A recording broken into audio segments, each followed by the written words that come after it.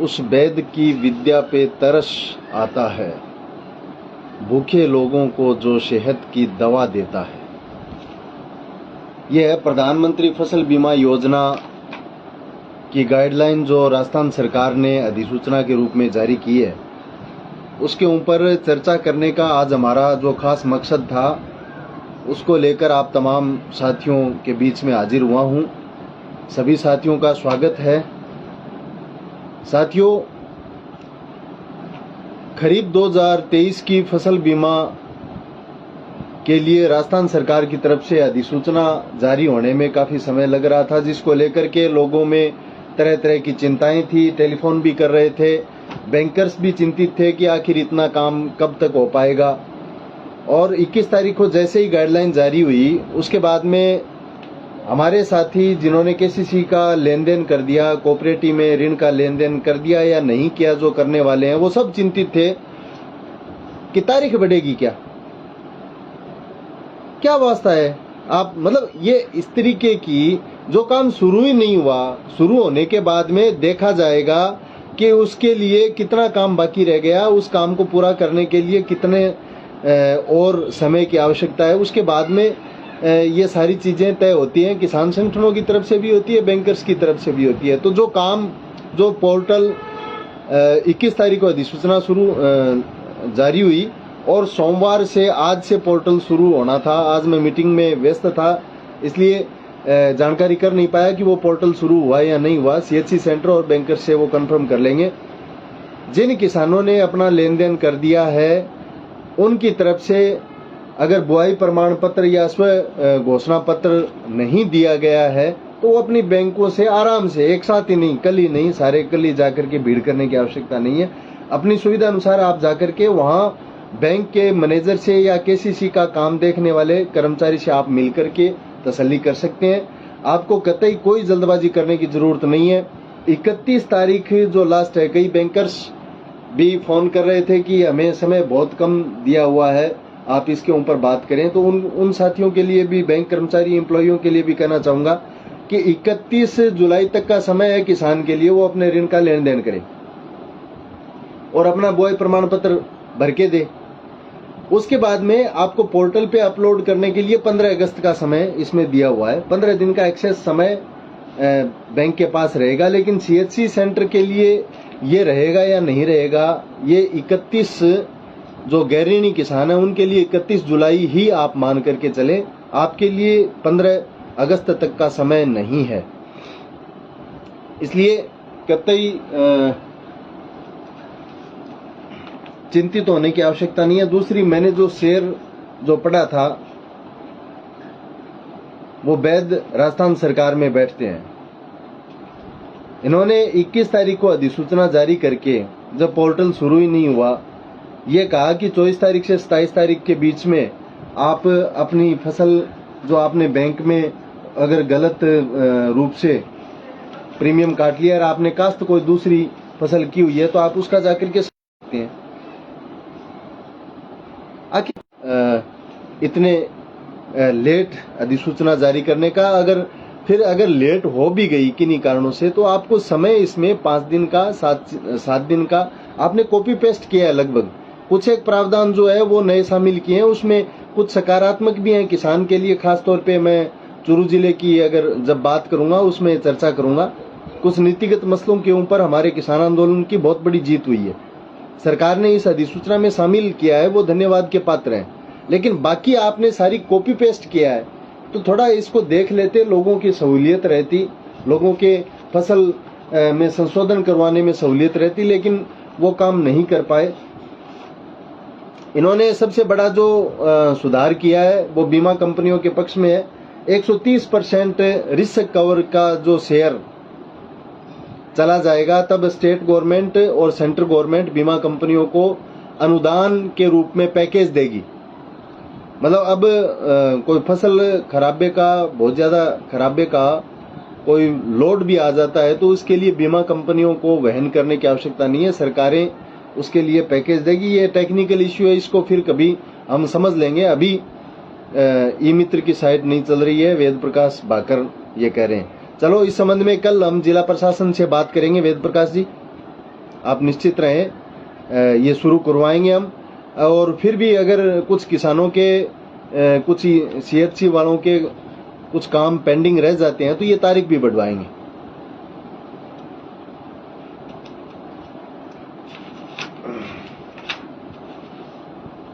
एक हमारा इश्यू था कि चूरू जिले में बहुत सारे बेल्ट में ट्यूबवेल भी है, नहर भी है, फसल सिंचित भी है और बिरानी भी है। हमारी गारंटी उपज बिरानी की है, हमारे जो बीमित जो आपके बीमित राशि है वो बिरानी की है। इसलिए क्रॉप कटिंग एक्सपेरिमेंट भी बिरानी क्षेत्र में होने चाहिए, ये हमारी मांग थी। नहरी में सिंचित में हो तो क्रॉप कटिंग एक्सपेरिमेंट भी सिंचित के और बिरानी के अलग अलग होने चाहिए।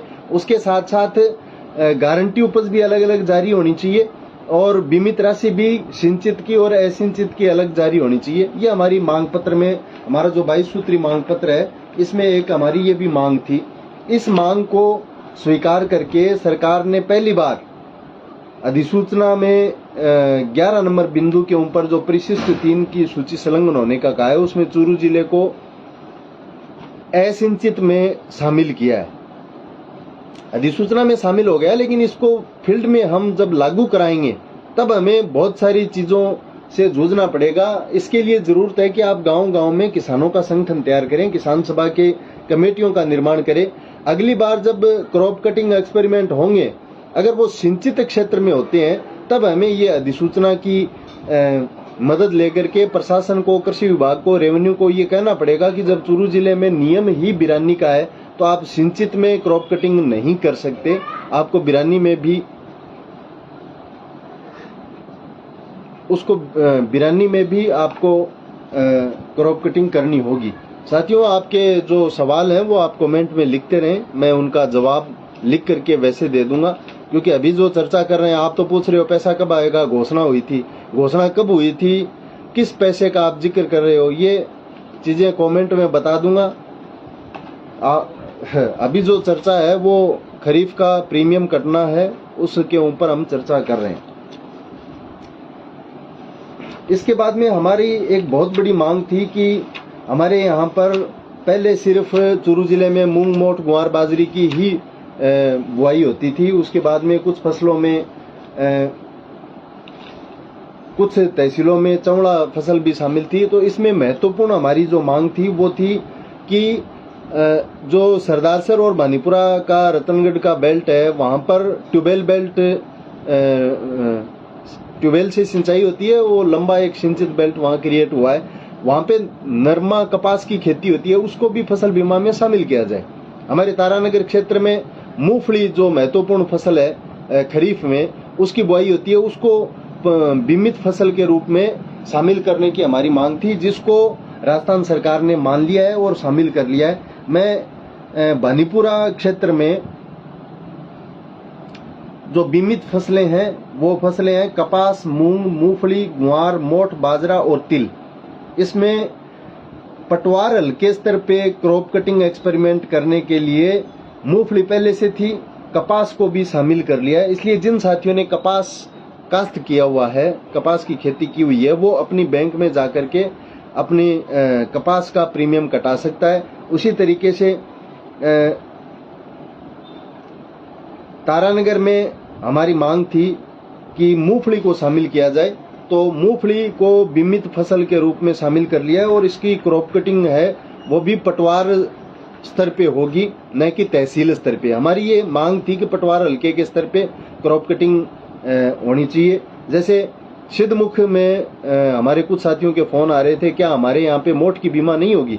आपके यहाँ मोठ की बीमा होगी, बीमित फसल है सिद्धमुख की, लेकिन मोठ की क्रॉप कटिंग जो है वो तहसील स्तर के ऊपर होगी। पूरी तहसील के 4 पटवार हल्कों, 4 खेतों की क्रॉप कटिंग रिपोर्ट के आधार पे उस पूरी तहसील का एवरेज है वो निकाला जाएगा। पहले ये पटवार हल्के पे होती थी, लेकिन सिद्धमुख राजगढ़ के क्षेत्र में बुआई कम होती है, ये स्थिति राजगढ़ की है। राजगढ़ में भी मोठ की बीमा आप करवा सकते हैं, लेकिन उसकी क्रॉप कटिंग है वो पटवार हल्के के स्तर पे न होकर तहसील स्तर पे होगी। ये चीजें हमें समझने की जरूरत है। दूसरी, कुछ साथी हमें पूछ रहे हैं प्रीमियम किस फसल का कटाना है। तो साथियों, मैं बहुत गंभीरता के साथ और जिम्मेदारी पूर्वक आपको ये कह रहा हूं, प्रीमियम उसी फसल का कटाना है जो आपने काश्त किए। क्यों? क्योंकि राजस्थान सरकार ने जो बिंदु संख्या 20 अधिसूचना का जारी किया है, इसमें पता नहीं कहां से ये बीमा कंपनियों का ऐतराज है या ये रिपोर्ट कहां से इनको चली गई। इन्होंने एरिया फैक्टर लगाने का, जैसे सैटेलाइट लगाया था, सैटेलाइट के खिलाफ हमारा संघर्ष चल रहा है। पिछले 52-53 दिनों से हम चूरू कलेक्ट्रेट के सामने पड़ाव डाल के बैठे हैं।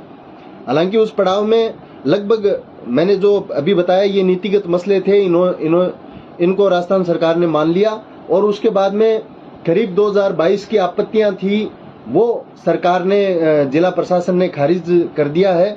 और उसके बाद में जो रबी 2017 से लेकर के खरीफ 2022 और रबी 21-22 तक जिन किसानों का प्रीमियम नहीं कटा या पोर्टल पे अपलोड नहीं हुआ या पटवार हल्के बदले गए, उनकी 72,000 किसानों की लिस्ट तैयार करके भारत सरकार को भेजी हुई है। वहां के स्तर पे उसका फैसला होना पेंडिंग है। उसमें प्रीमियम नहीं कटने वाले शामिल नहीं है। प्रीमियम नहीं कटने वाले लोगों के लिए अलग से जिला प्रशासन एक्सरसाइज कर रहा है। तो मेरे कहने का मतलब 22 सूत्री मांग पत्र में फसल बीमा से संबंधित बहुत सारी जानकारियां, बहुत सारे हमारे जो मुद्दे थे उसके ऊपर सकारात्मक रूप से काम हुआ है। लेकिन मुख्य जो मांग थी सावनी 2021 में सरकार ने क्रॉप कटिंग रिपोर्ट को खारिज करके सैटेलाइट के आधार पे बीमा क्लेम दिया है, इसको हम पूरी तरह क्रॉप कटिंग रिपोर्ट को मान्य करवाएंगे। उसके बाद में एक बहुत बड़ी जीत इस आंदोलन की है, वो ये है कि सरकार ने जब कृषि उपज मंडी में हमारा घेरा डालो डेरा डालो कार्यक्रम था 15 जून को, जब हम इकट्ठे हुए थे, तब सरकार की तरफ से एक प्रपोजल आया था। उन्होंने कहा कि हम आपको 40% crop cutting, 30% satellite, 30% weather based method के आधार पे हम क्लेम सेटल करना चाहते हैं। हमने कहा अगर आपकी गाइडलाइन में, भारत सरकार की गाइडलाइन में या राजस्थान सरकार की अधिसूचना में ये चीज कहीं है तो आप कर सकते हो, अन्यथा हम आपको करने नहीं देंगे। तो उस समय इन्होंने कहा कि आने वाले समय में जो अधिसूचना जारी होगी वो इसी तरीके से होगी। सैटेलाइट को परमानेंट कर रहे थे, ये देरी होने का जो कारण है वो यही है। अभी जो अधिसूचना है इसमें इन्होंने सैटेलाइट को शामिल किया है, वो सिर्फ गेहूं की फसल में शामिल किया है, क्योंकि खरीफ और रबी दोनों की एक साथ जारी हुई है।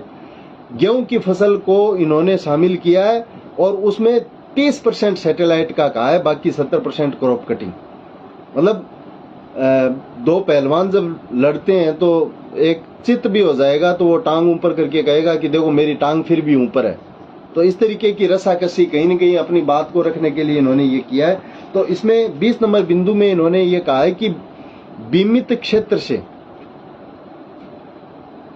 बुआई रकबा कम पाया जाता है, मतलब जितने क्षेत्र की बुआई है उससे ज्यादा अगर बीमा हो जाती है 130% अगर बीमा ज्यादा हो जाती है तब हम एरिया फैक्टर लगाएंगे। और जो एक्सेस प्रीमियम है, ज्यादा प्रीमियम, जमीन का प्रीमियम, एरिया फैक्टर को आप किसी दिन फिर हम समझाएंगे आपको, क्योंकि अभी जो चीजें हैं वो आगे काम करेंगे तब सारी चीज आपके क्लियर होती जाएगी। एरिया फैक्टर का मतलब ये है कि आपके यहाँ 50 बीघा जमीन है, आप की गिरदावरी है, बीमा 100 बीघा की हो गई, तो बाकी जो ऊपर की 50 बीघा जमीन है उसका प्रीमियम जब्त करेंगे, आपको क्लेम की राशि है वो 50 बीघा की मिलेगी। उसके बाद में आप पूरी जमीन पे अगर उसका आकलन करोगे तो जैसे 1000 रुपए क्लेम बना, तो पूरी जमीन के ऊपर आप उसका आकलन करेंगे तो 500 रुपए बीघे का होगा। और आधी जमीन जितनी की गिरदावरी है उसका अगर करेंगे तो वो 1000 रुपए बीघे का हुआ। इसको एक एरिया फैक्टर का सूत्र है, उसके आधार पे इन्होंने शामिल कर लिया है। और ये फैसला पूरी तरह बीमा कंपनियों के पक्ष में है, क्योंकि सरकार में बैठे हुए लोग और सरकारों का चरित्र जो है वो किसान हितैषी नहीं है, किसान विरोधी चरित्र है। और मैंने पहले भी कहा था कि सरकार का चरित्र फिर भी लोक कल्याणकारी होता है, कुछ चीजें आर्थिक भार जो है वो वहन कर लेती है, लेकिन बीमा कंपनियों का चरित्र है वो लोक कल्याणकारी नहीं होता, उनका चरित्र होता है मुनाफा कमाने का। तो जितनी भी प्राइवेट, कॉरपोरेट, लिमिटेड जो भी कंपनियां जिसमें कॉरपोरेट घरानों के शेयर हैं, इनका चरित्र मुनाफा कमाना है। इसलिए इन्होंने सरकार को पूरी तरह मजबूर करके अपने मुनाफे को सिक्योर इस अधिसूचना के माध्यम से कर लिया है। बाकी जिला स्तरीय शिकायत निवारण समिति और जिला स्तरीय निगरानी समिति के जो अधिकार थे, जो पावर थे, वो सारे के सारे वैसे के वैसे यथावत रखे हुए हैं। कुछ संशोधन जो किए हैं उसमें एक हमारे साथियों की बड़ी लगन रहती है कि हमारी गारंटी उपज क्या है, बीमित राशि क्या है। गारंटी उपज के लिए सरकार ने, आप देखिए, इसके लिए हमें एक पूरे राजस्थान व्यापी एक संघर्ष हमें बनाना पड़ेगा। बिंदु संख्या 5 में इन्होंने कहा है कि गारंटी उपज की पूर्व अधिसूचना पृथक से जारी की जाएगी। इस अधिसूचना के साथ गारंटी उपज इन्होंने जारी नहीं किए। और उसके क्लॉज 4 में कहा है गारंटी उपज पूर्ण निविदा अवधि में प्रचालन मार्गदर्शिका के अनुरूप सार्वजनिक सूचना का हिस्सा नहीं होगी। आपको नहीं बताएंगे, बताना नहीं चाहते ये कि आपकी गारंटी उपज क्या है। ये क्रॉप कटिंग रिपोर्ट को सार्वजनिक नहीं करना चाहते, ये गारंटी उपज को सार्वजनिक नहीं करना चाहते। ये किसान की चेतना का विकास नहीं हो जाए, किसान इस मुद्दे को के ऊपर जागरूक नहीं हो जाए, ऐसा पूरी कोशिश इस अधिसूचना में प्रावधानों में की गई है। इसके खिलाफ हम आने वाले समय में लड़ेंगे और गारंटी उपज को भी सार्वजनिक करवाएंगे और क्रॉप कटिंग रिपोर्ट के डाटा भी सार्वजनिक कराने का फैसला सरकार को करने के लिए मजबूर करेंगे। साथियों, ये तकनीकी इशू है, बहुत कम साथी जानते हैं, बहुत कम साथी समझते हैं, लेकिन मैं समझता हूं कि हमारी जो युवा साथियों की टीम है जो इस आंदोलन में अपनी महत्वपूर्ण भूमिका निभा रही है, तन मन धन से सहयोग कर रही है, वो साथी इसको गंभीरता से समझेंगे और इस तकनीकी लड़ाई को भी हम किसान के लिए बहुत आसान बनाने का काम आने वाले समय में हम करेंगे। अब एक जो फसलों की बीमित राशि क्या है, इसका मतलब ये है कि जब फसल खराब हो जाएगी तब हमें जो क्लेम राशि मिलेगी वो कितने रुपए में से मिलेगी, वो थोड़ी सी चर्चा मैं आप लोगों के साथ कर देता हूं। चूरू जिले के लिए, चूरू जिले में कपास जिन किसानों ने काश्त की हुई है वो साथी कपास का प्रीमियम कटवाएं। 25,080 रुपए कपास की प्रति हेक्टर बीमित राशि है। चवड़ा की 32,603 है। मूंग की 30,324 रुपए। मूंगफली की 1,40,245 है। गुआर की 18,580 है।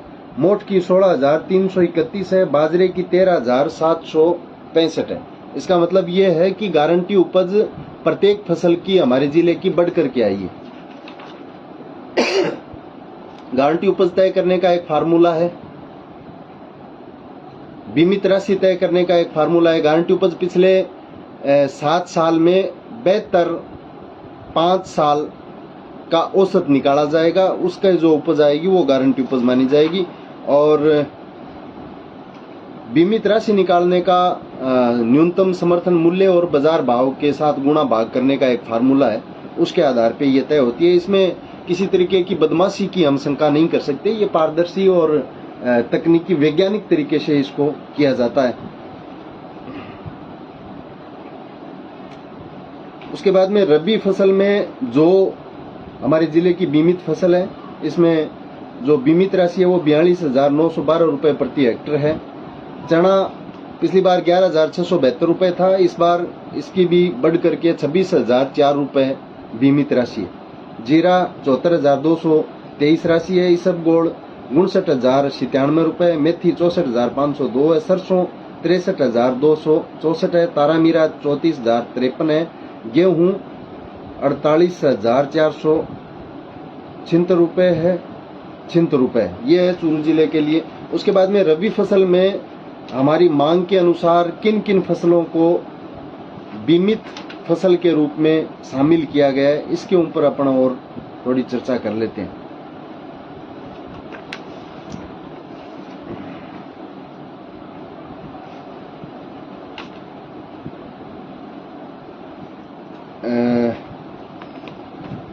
हमारे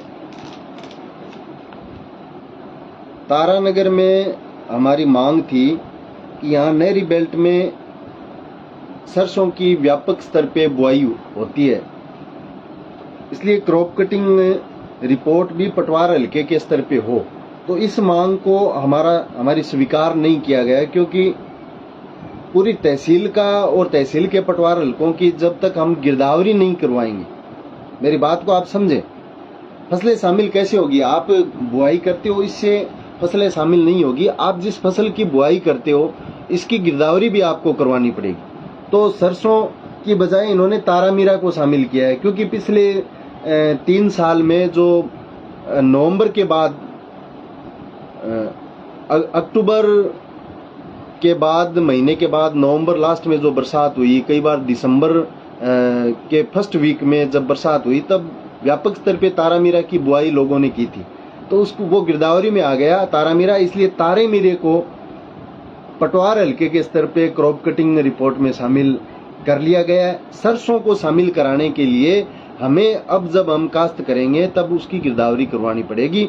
उसके लिए भी हम समय समय पे आप लोगों के साथ चर्चा करते रहेंगे। लेकिन मूंगफली को हमने पटवार हल्के के स्तर पे खरीफ 2023, 24, 25 3 साल के लिए शामिल करवा दिया है। ये हमारी एक महत्वपूर्ण उपलब्धि है। इसी तरीके से सरदार शहर में हमारी मांग थी तो तारामीरा सरदार शहर में भी शामिल हो गया। सिद्धमुख में चना फसल है, आप सरसों अगर कोई बोता है तो वो बीमा करवा सकता है, लेकिन उसकी क्रॉप कटिंग एक्सपेरिमेंट है वो तहसील स्तर पे होंगे, न कि पटवार हल्के के स्तर पे। क्योंकि सिद्धमुख में बिरमी वगैरह यहाँ पे ट्यूबवेल हैं, वहाँ पे बुआई होती है सरसों की, तो सरसों की आप सिद्धमुख के लिए सरसों और चना दोनों फसलें बीमित हैं। बिदासर के लिए चना, इसबगोल, मेथी, गेहूं, सरसों, गेहूं, ये पटवार हल्का स्तर पे क्रॉप कटिंग है